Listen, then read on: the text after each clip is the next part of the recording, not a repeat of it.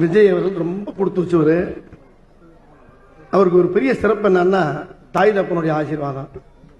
எம்ஜிஆர் பாடினாரு, அன்னையிடம் நீ அன்பை வாங்கலாம், தந்தையிடம் நீ அறிவை வாங்கலாம், இரண்டும் இருந்தால் பேரை வாங்கலாம், பேரை வாங்கினால் ஊரை வாங்கலாம். ஊரை வாங்குவார்.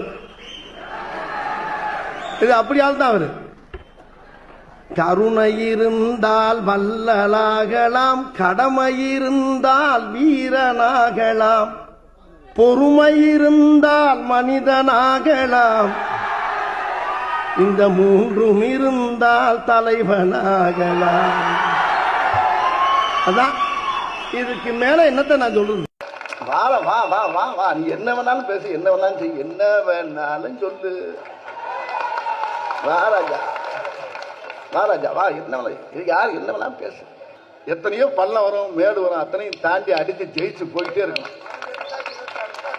2026லயும் இதேதான். அவர் ஜெயிப்பாருங்க. அதாவது சொன்னதையும் செய்யறாரு, சொல்லாதையும் செஞ்சுக்கிட்டு இருக்காரு. சொன்னதுல 10% தான் இருக்கு, சொல்லாததான் எக்கச்சக்கம் போட்டு செஞ்சிருக்காரு.